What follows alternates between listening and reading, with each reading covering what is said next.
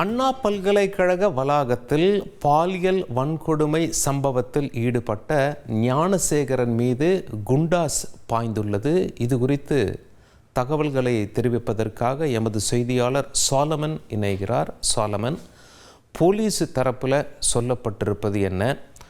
குண்டர் சட்டத்தின் சிறப்பு அம்சங்கள் என்ன? பொதுமக்கள் என்ன நினைக்கிறார்கள்? அண்ணா பல்கலைக்கழகத்துல மாணவி பாலியல் வன்கொடுமை செய்யப்பட்ட வழக்கு மிகவும் சர்ச்சையை ஏற்படுத்தியுள்ள நிலையில இந்த வழக்குல கைது செய்யப்பட்டுள்ள ஞானசேகரன் மீது தற்போது குண்டர் சட்டத்தின் கீழ் சென்னை காவல்துறை நடவடிக்கை எடுத்துள்ளது. இந்த வழக்கை சிறப்பு புலனாய்வு குழுவினர் தீவிரமாக விசாரணை மேற்கொண்டு வரும் நிலையில இந்த வழக்குல கைதாகி தற்போது ஸ்டான்லி அரசு மருத்துவமனையில சிகிச்சை பெற்று வரக்கூடிய ஞானசேகரன் மீது குண்டர் சட்டத்தின் கீழ் சென்னை காவல்துறையினர் நடவடிக்கை எடுத்துள்ளனர். இது இவர் மீது 4வது முறையாக குண்டர் சட்டத்தின் கீழே நடவடிக்கை எடுத்திருப்பதாக போலீசார் தரப்புல தெரிவிக்கப்பட்டுள்ளது.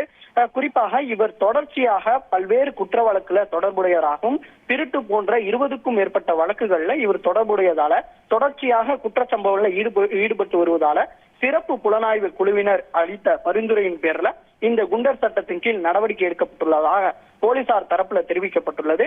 தொடர்ச்சியாக இந்த விவகாரம் தொடர்பாக சிறப்பு புலனாய்வு குழுவினர் தீவிரமாக விசாரணை மேற்கொண்டு வருகின்றனர்.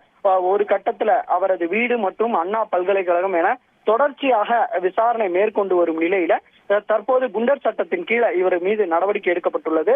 குண்டர் சட்டத்தின் கீழே இவர் மேல நடவடிக்கை எடுத்துள்ளதால அடுத்த 1 வருடத்திற்கு இவர் வெளியே வர முடியாத நிலை ஏற்படுவதும் ஜாமீன் கிடைக்காத நிலையும் ஏற்படும் எனவும் தெரிவிக்கப்பட்டுள்ளது. இது தொடர்பாக அவர் மேல்முறையீட்டுக்கு செல்லலாம் எனவும் போலீசார் தரப்புல தெரிவிக்கப்பட்டுள்ளது. தொடர்ச்சியாக இந்த விசாரணையானது நடைபெற்று வருவதாகவும் உரிய அறிக்கை சமர்ப்பிக்கப்படும் எனவும் சிறப்பு புலனாய்வு குழு தரப்பில ஒரு தகவலானது தெரிவிக்கப்பட்டுள்ளது.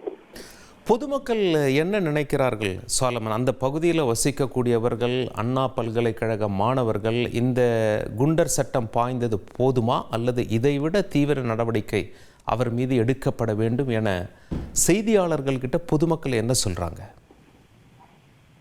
தொடர்ச்சியாக அந்த பகுதி மக்கள் என்ன குறிப்பிடலாம் என்றால், தொடர்ச்சியாக இவர் இது போன்ற குற்றச் செயல்களில் ஈடுபடுவதாக அப்பகுதி வாசிகள் மிகவும் அச்சமடைந்துள்ளனர். குறிப்பாக அங்க இருக்கக்கூடிய பொதுமக்களே ஞானசேகரன் குறித்து பல்வேறு கருத்துகள் தெரிவித்து வருகிறார். அதாவது எதிர்மறையான கருத்துக்கள் தான்.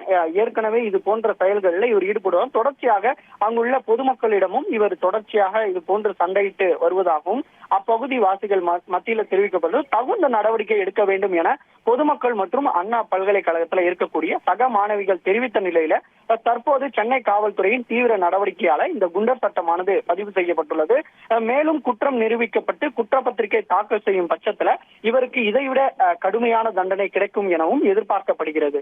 உங்களுடைய தகவல்களுக்கு நன்றி சாலமன்.